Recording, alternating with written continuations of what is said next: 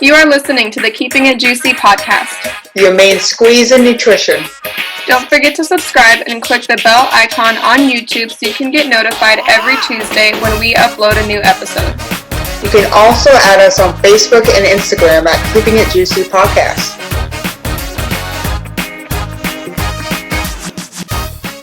Hello. Hello.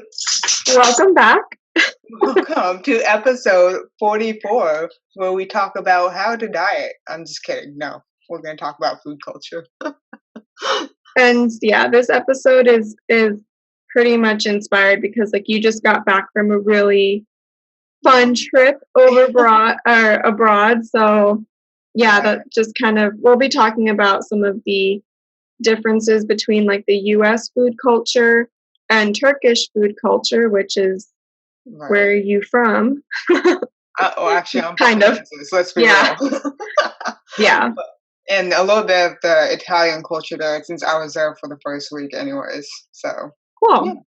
Yeah, but before we do that, we will dive into the new nutrition in the news. So that I found this study, an article from Science Daily, and it is titled, "No Need to Cut Down on Red and Processed Meat for Health Reasons. Controversial Findings Suggest." It's always controversial. And this just goes back to why nutrition information, it's what do you believe? Because one study says don't eat red meat, don't eat processed meats, it's really bad for you. And then studies like this come out and say the exact opposite. So the summary of the study says, contrary to previous advice, 5 new systematic reviews suggest that most people can continue to eat red and processed meat as they do now. The major studies have found cutting back has little impact on health. So this is a really big topic to unpack, but one of the problems, I don't want to say problems, but this study is based off of systematic reviews. So to get the details, you'd have to go read each systematic review individually, and each systematic review probably has 90 or more studies that they reference in their systematic review. So the participants, the methods, the duration, the type of processed meat are going to be different for each study. It's great this is systematic because it takes a whole lot of information, but it's also hard to kind of read each one. It would take forever. If you did, you're pretty dedicated. I'll applaud you. Yeah, exactly. So keep in mind, this is a systematic review that released this statement. And in one of the reviews, it had 12 trials with more than 54,000 people. The researchers did not find statistically significant or an important association between meat consumption and the risk of heart disease, diabetes, or cancer. So 12 trials, 54,000 people did not find something statistically significant or important association. It's controversial. Yeah, it's controversial. And I just wanted to speak on why this is so controversial. And it's important to remember that foods and nutrients do not exist independently. It's more about overall dietary pattern. And unless you dive into each study individually, you're not going to know which other variables they tested for. Did they even look at physical activity? Did they look at vegetable intake? Did they look at sleep? You don't know. Did they look at work-related stress, which is also a contributor of heart disease and things like that? So it's more about overall dietary pattern and lifestyle, such a trendy word, but it's true. Yeah. And this is just an example. It's a kind of obnoxious example, but you can have an individual who eats red meat pretty regularly, but also eats a ton of vegetables and other healthy fats and fiber, but they also exercise pretty regularly. Or you can have a vegan who sits on the couch and eats Oreos all day. Who do you think is going to have better health outcomes? Okay, it's just complicated. I mean, there's been so many studies on just the overall plant-based diet anyways, and I mean, some radicals would suggest that they're just trying to promote the meat industry, but that's another topic. But it's just plant-based will always be the way to go, and obviously a vegan who eats Oreos and sits on the couch all day is not going to do too well, obviously. Because Oreos aren't necessarily plant-based. They're vegan, but they're not plant-based, so different. Right. Yeah. Right. And like you can still eat red meat and then still be a very, very healthy individual. I mean, I still do. Yeah. Difference is I eat it every once in a blue moon. I don't eat it every day. So but you could also be someone who eats it once in a blue moon and thinks you're doing great, but also not exercise and not eat vegetables and have poor outcomes, health outcomes just the same. So there's so many factors. And there's so much research on the side of, well, I don't want to say side effects, the not the benefits, but how come I can't find the word for this?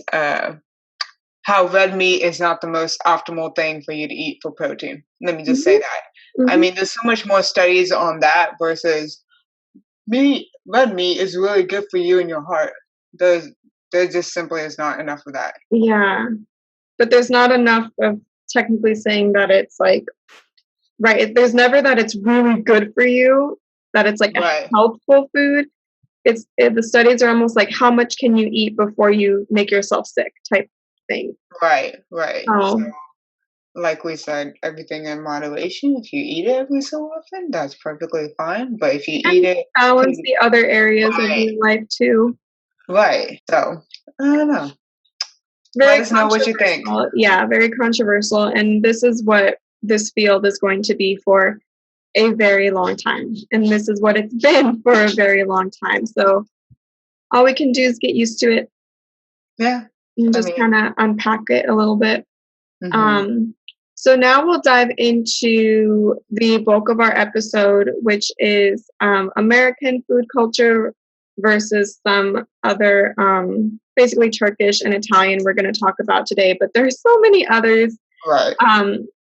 But yeah, we'll dive into American food culture, and most of our listeners are in America, but we also have some that are abroad. So thank you to all those that are listening abroad. But looking at American food culture, it has so much influence from other areas. You know, it truly is a melting pot when it comes to like food culture. But if we think about foods that are specifically kind of that American, you know, we think hamburgers, hot dogs, potato chips, meatloaf. I think of country fried chicken, you know, these kind of foods. There might be influence from other areas, but some of it is like purely American cuisine. I think apple pie, you know, that's been a statement that has been gained some popularity. American food culture is also kind of known for soul food, but there's also a lot of like French influence when it comes to certain soul foods as well. You know, think Louisiana. But the Southern style of cooking is American comfort food. Think dishes like fried chicken, collard greens, black-eyed peas, cornbread is a big one.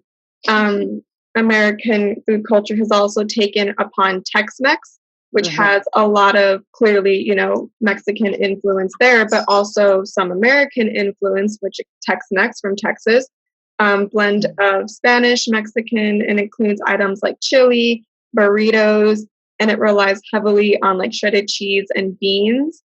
If you have traditional Mexican cuisine, you're not going to have so much cheese. Tex-Mex has really taken the cheese and the sour cream to a new level. Everything kind of drips. So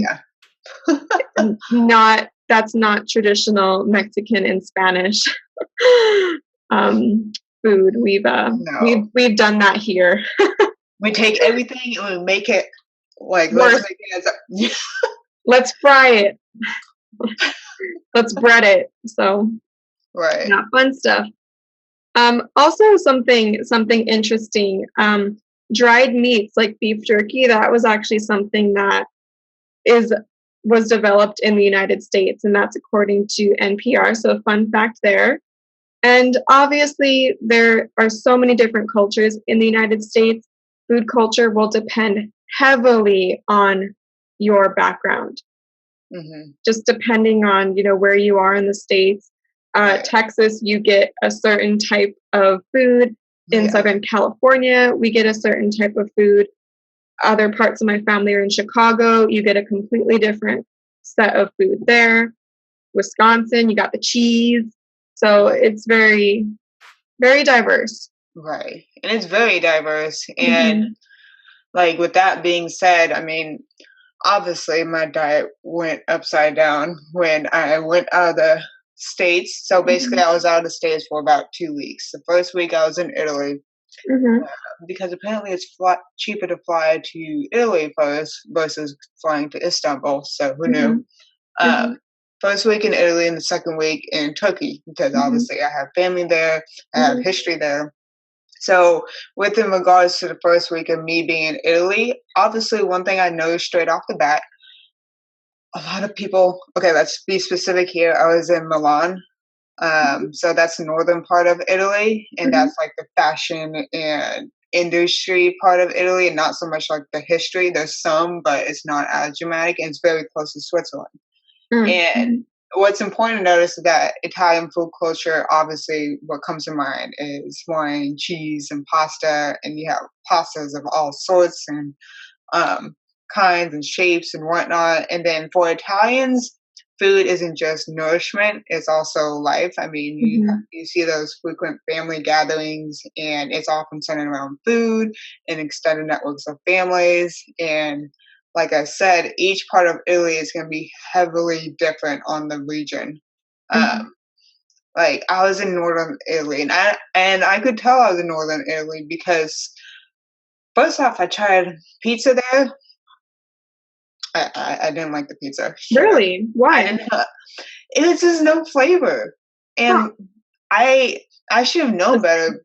I should have known better because we're so close to Switzerland, and apparently a big deal in the north of Italy is basically fish, potatoes, rice, and sausage and pork stuff. And different cheeses are a bigger deal than pizza and stuff like that.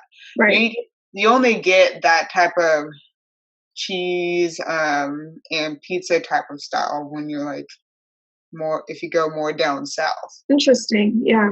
So I just thought that was pretty interesting. I mean, I still got my fair share of pasta. Don't get me wrong, I got a lot of pasta and I got a lot of croissants, and it was pretty bread heavy, and there were some vegetables, but I noticed my vegetable intake went down a lot too, and like I actively look for vegetables in my diet too, and obviously I didn't stay with the family, so I can't really speak from that perspective, just from when I went out and I tried to go to places that weren't so touristy like.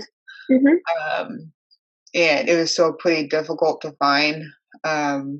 Obviously, you still have the olive oil, you have the garlic, you have the bread influence, and stuff like that. And how about like meat sources? What did you notice about that?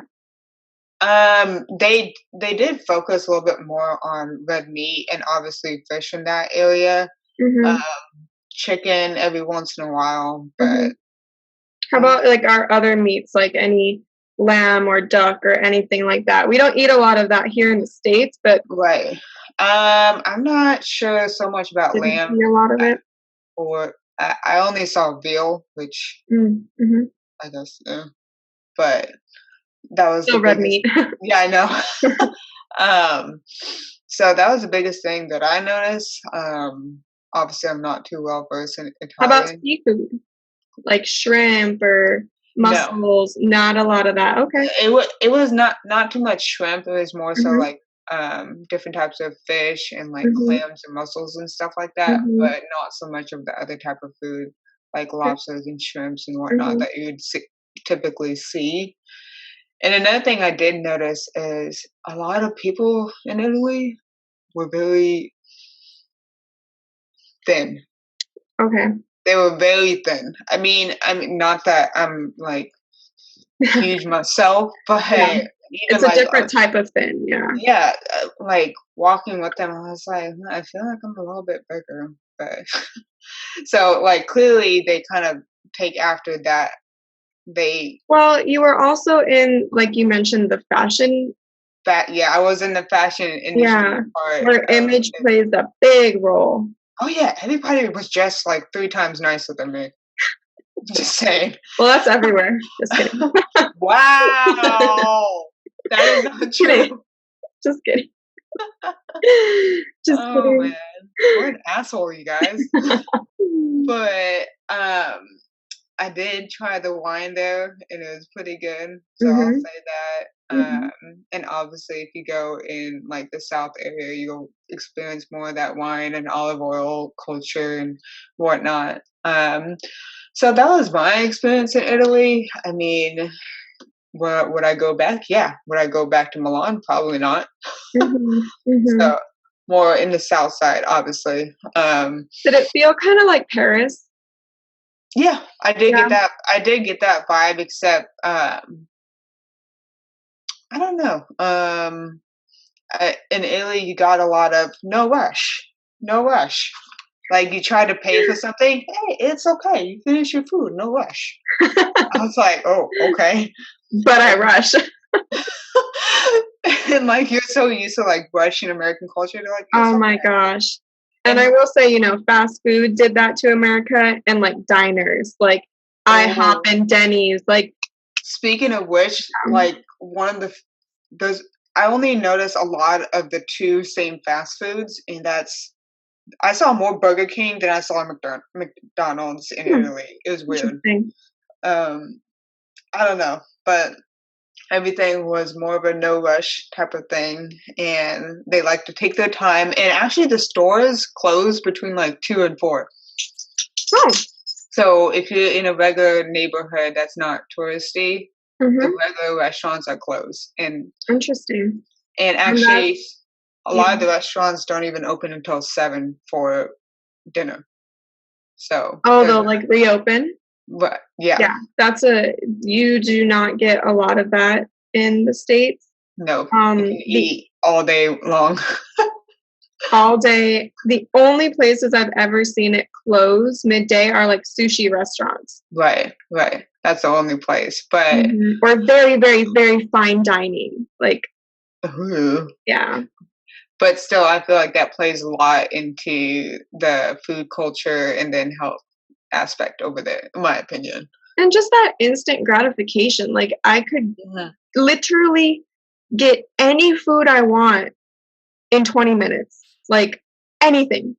I can drive there and get it and have it in 20, like. That's Uber Eat it. Yeah, pretty much. So. Very different. Right. And with that being said, the second week I did spend it in Turkey. I was in Istanbul for the first 1 or 2 day, first day, and then I was in central Turkey. So kind of it was in a place called Cappadocia, and that's kind of in the middle of nowhere type of Turkey. And obviously it was a different type of, I don't want to say it's a desert culture, but that's the closest thing I can resemble it to. Like, obviously, you have the city culture, you have the country culture, you have the like mountain culture and whatnot. And that was more like a desert cave type of culture that I was in. I mean, I don't know how to explain it, but the thing about Turkish cuisine is, if you don't know the history about Turkey, which if you ask me this in person, I'll rave about it, is so much culture passed through Turkey. You have the Spanish Empire went through, you had the Roman Empire went through, you had the Ottoman Empire went through, you even have motherfucking Genghis Khan that went through Turkey. That's why you have so much combining of different cultural foods to make what Turkish cuisine is today. So obviously, if you're in a different region of Turkey, they're going to specialize in something different. Like west side of Turkey is very European-like style. Central Turkey is a little bit more urban, and then obviously east side of Turkey is very close to Middle Eastern type of food. So, like I said, the prime ingredients of it are typically, first off, the entire cuisine is plant-based. So Just if kind you of normally, like. Right, like it includes a lot of vegetables. I mean, if you guys Okay. refer to our previous episode, like when we talked about plant-based diets, we did include Mhm. the Mediterranean diet, and Mhm. food culture does kind of make that Mhm. come to life. So it does Mhm. include meat every so often, vegetables, legumes, and a lot of Turkish meals are kind of soupy stew-like, um, Mhm. and that's why we do eat a lot of bread with it. Mhm. So bread consumption obviously is a theme that you guys have been noticing a lot here, Mhm. and which is I think is something to say versus eating bread in America. It's But different. right, and Refer then back to Wonder Bread not being so wonderful. and Oh, America, look what we've done. Mm. oh man. But you have your kebabs, you have your dinars, which is like the typical like touristy thing to eat. Then you have like Turkish style ravioli called mante, and then you have just for fun fact, there's over 200 dishes that include eggplant in Turkish cuisine Wow. because we fucking love our eggplant apparently. I But can't tell you the last time I cooked anything with eggplant. it's really good. I mean, if I I, like it. but I don't know that like some of the stuff that I eat with eggplant, like obviously you have the eggplant boat with like Mhm. the meat in it that you cook in the oven, and then you have Mhm. like these dishes Mhm. that like it looks like it's like a eggplant garlic sauce thing. Like they make a lot of stuff like that. You They can also make like a lower calorie version of like hummus with eggplant, right? Like almost like a dip. Instead of using yeah, like garbanzo beans, you can right, use eggplant to make like a low carb version of hummus. I've I mean, seen that before with like right, bread or something. right. Difference is they don't do it for low carb purposes. Right, right. Yeah. They don't They think just about things a no, priority, yeah. no. Um, We just really like the food. Obviously, I could tell big difference from the food that I ate when I was in Istanbul, and obviously I'm used to Istanbul. By the way, has millions and millions of people, like New York City stats. Like some people say it's like the New York City of the Middle East. Like right, right right. up because there's so Yeah. many people It's a there, huge, yeah. right? And like a lot of people visit Turkey too, especially there's a lot of Chinese and Russian tourists. I don't know why, there just is. But and the food there is obviously more different and a different style of spices and cooking versus Central Turkey, which I wasn't the biggest fan of because I'm not used to that style of food. Where's your family from? Which area? The west side of West side. Turkey. Okay. So Istanbul and like a little bit along the west coast of Turkey. So that area, and that's why I'm so used to that style of eating, Right. and that's what my mom's food typically exemplified when I grew up. Yeah. I was gonna say, if you think about like the most kind of Turkish meal you can think of, like as you were growing up, like what would that look like? Oh shit. Uh, that's a loaded question. I think Just some examples, because like, you said kebabs, so like I can imagine that. But what are some maybe dishes that I someone can. like me who very Americanized, what does that look like? How is Uh, it prepared? Like, my mom made a lot of koftas, so like that's like basically no one knows what that means. I'm about to explain it to you. So it's called kofta. So basically, it's you take ground meat and you put a whole bunch of spices in it. You put cumin, you put parsley. There's a saying in Turkish called maydanoz olma, which means don't be a parsley because parsley is the hoe of all spices in Turkish cuisine because it's in literally every dish. Don't be a parsley. But she puts stuff like that, garlic, and she cooks it, she fries it, and then next to it, she might have something like um, so in my mind, this is a meatloaf. kind of, Okay. yes, a fried meatloaf of Okay, sorts. fine. And she doesn't cook it all the time, so obviously, like I have fish. But this is a very traditional style of meal. Okay. Right. And then next to it, I might have like my mom might cook some green bean and stewed tomato onion combo with olive oil and garlic and whatnot. And then I got another Turkish dish I thought was solely Turkish, which I found out was not since I moved to Texas, was okra and steamed tomatoes and onion. Which apparently that's a southern thing in America too, which I was like, I thought that was, I thought that was a Turkish dish, and apparently I've never had okra. It's super good when you cook it. When you cook it with steamed tomatoes and onions and whatnot. I don't like the fried okra thing they have going on here. How do you do it? You put it in a pot and just like stew it all together, or like what? Yeah, you just cook it all together. I mean, skillet, pot. Like, how we do this? It can be. How do we do this? Basically, you put. I mean, I've seen her put it in skillets.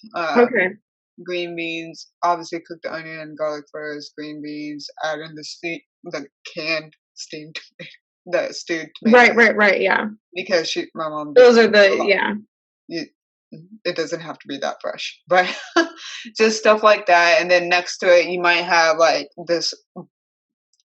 We might eat something like bulgur, so that's like a type of grain, and my mom might have like some type of onion and tomato and other spices in that. Sounds very tomato heavy.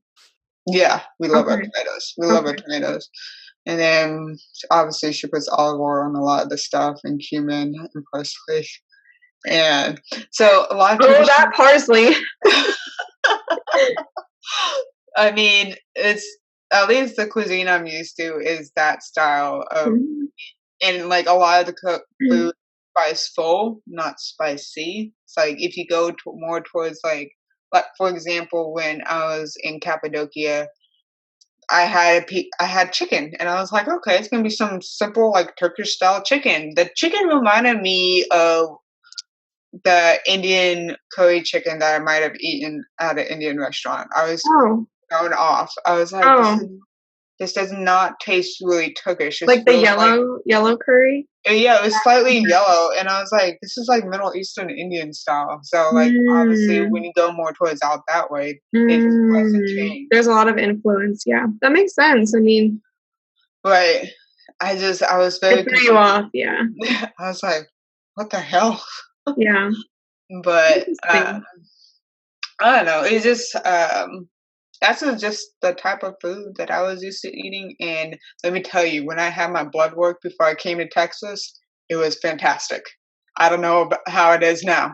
I know. I need to get mine done soon too. Yes.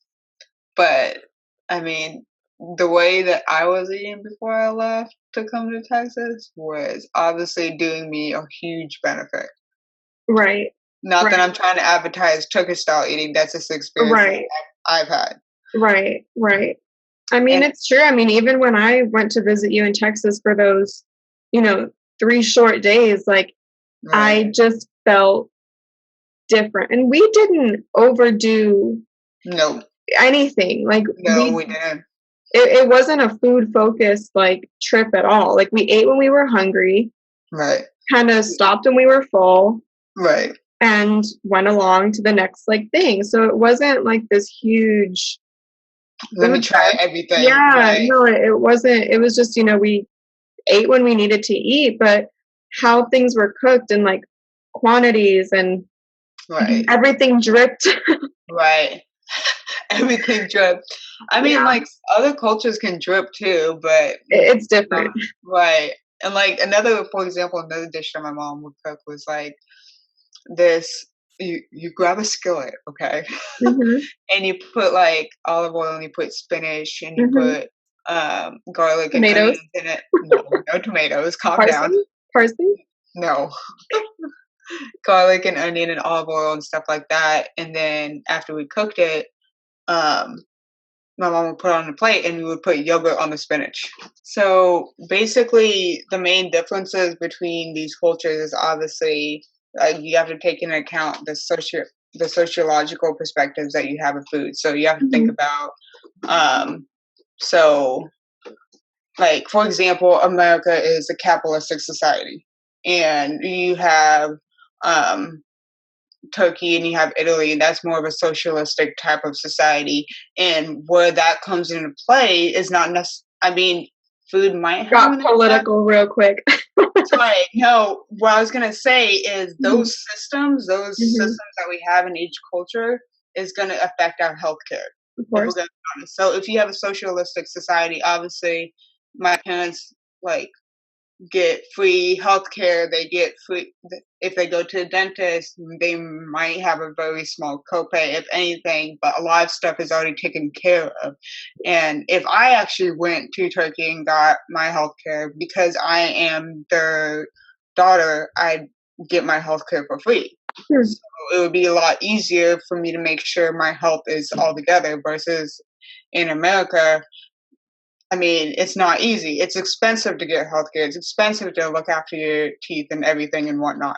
So I Mhm. think that's something important to consider when we talk about health and nutrition and whatnot. Well, also with America being, capitalistic, anyone has the opportunity to start a business and, be successful with that business, which is a fucking amazing thing. Like, Right, but with that, you need to make a profit. And when it right, comes to food, how are you going to make a profit? A right, lot of times it's, get your ingredients as cheap as possible. The government helps with that. High fructose corn syrup is really cheap. Soybean oil, super cheap. So we right, see a trend here, to be a right, profitable business, you have to make a product people want. right, What do Americans like? And how can I make that product as cheap as possible? right, That kind of creates a recipe for disaster. And then add on the healthcare. No wonder we have these issues, right, It's right, not a surprise, honestly. right. I mean, it's not just like the food itself that's affecting how we live. Mm-mm. And another thing to point out is there's huge exercise differences in America versus over in Italy and Turkey. And I'm not just talking about scheduled exercise. I'm talking about unintentional exercise. Like when I was in Italy and Turkey, I literally walked everywhere. I mean, I did not want to drive in the city. I was like, I'm gonna take a bus. I'm gonna take a subways. I'm gonna take the tram. There's multiple like systems. I mean, granted, America has that too. Like if you live in places like New York It's not City, the that same though. if you live in New York City, you Mhm. walk a lot too. But not most of America is not New York City. And it's So also like in America, it's kind of frowned upon. Like, do you have to take the trolley? Like, you don't have a car? Are you broke or something? Like, what's wrong with you? It like you can just like drive There's there. stigmas. Yeah, Right. You can it's not. Right, we can just drive there in 5 minutes. Why do we have to walk? So it's like that kind of deal. I Which mean, adds on another point. I did something which, it's like, frowned upon. not frowned upon, definitely not. But like, this was one of those weeks where like I just like work was crazy, school was crazy.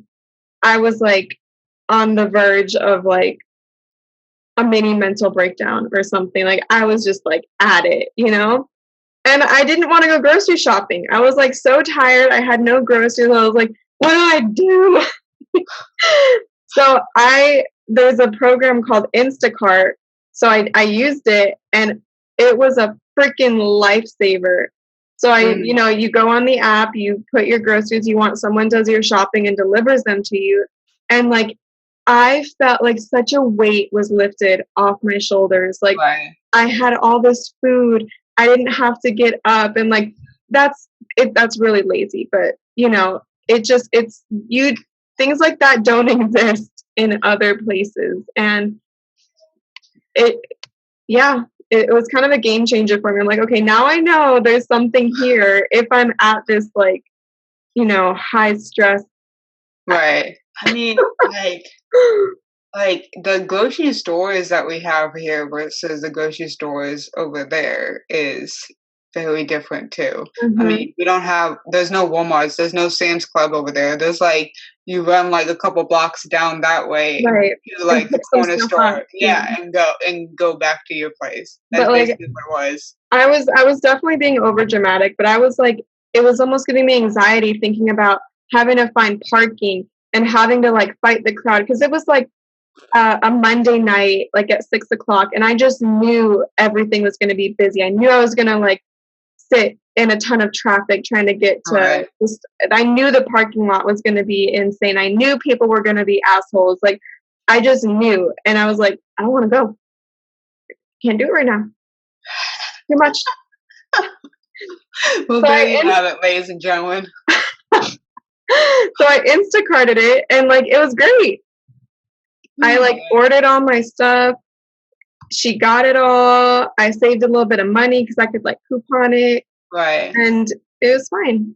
As far as I'm aware, I don't think Italy or Turkey really has that. Obviously, I'm not super well versed, but I don't think. I wouldn't imagine so, but. Right. But so that's another thing to keep in mind. And then another thing is diet culture does exist in America, Italy, and Turkey too, but it exists differently. Obviously, you're still gonna have your diet products in both countries, but the difference is Europe is definitely a lot more stricter with their supplement being marketed in the grocery stores. They're way more strict than FDA is here. And that's something to take into perspective. And I don't know, it's just like, granted, people do still try to lose weight over there, but it's not as like in your face as if you were in America. Like, yeah, like, I don't know, that's just something to take in perspective. I mean, like, again, like I talked about, food isn't the only like focus for both of these places. You have geographical differences, you have sociological differences, you have like system differences, you have exercise differences, you have like grocery store differences, you have diet culture differences, you have family differences, you have a whole lot of differences going on. And we didn't even touch on like meal timing or the culture behind, like, you know, everyone sitting at a table versus eating fast food in your car going to your second job. Like, it's just a little bit different. Right. So yeah. So that was the main things about this episode. I hope you guys do enjoy it. And yeah, we'd love to hear about, if you're not in the States, like where you live and maybe some cultural food differences that you experience. We'd love to hear about them because we haven't been everywhere. No, we have not been. So it's very interesting. Yeah. Right. And with that being said, let's kind of shout out our social media shout out, and that goes to we have a guest show. We have a guest host on the show. Hello. So she'll help me announce some social media shout out. So our social media shout out this week goes to, at Latina nutritionist, and her name is Diana Rodriguez. She does have a master's degree, and I mean, she has great like infographics, exercise videos, food pictures. Ooh. So if you're on YouTube, you can see what I've just showed, and I mean, she's doing a great job. So if you guys want to go ahead and follow her, you can definitely do that. And thank you for kind of being involved in our podcast and supporting us, and we really do appreciate it. So awesome. Yeah, thank you guys. Yeah. So thank you for listening to this episode. We hope you enjoyed it, and we'll catch you next time. Bye, guys. Bye. Thanks for listening to the Keeping It Juicy podcast. Your main squeeze in nutrition. Don't forget to subscribe so you can join us every Tuesday for a brand new episode. Also, you can find us on Instagram and Facebook at Keeping It Juicy Podcast. We'd love to hear from you, so please leave us a review. 5 stars, no less. On whatever platform you're listening to, or send us an email at keepingitjuicypodcast@gmail.com. Or if you have any topics you'd like for us to touch upon, shoot us an email. Until next time, don't do anything that I wouldn't do.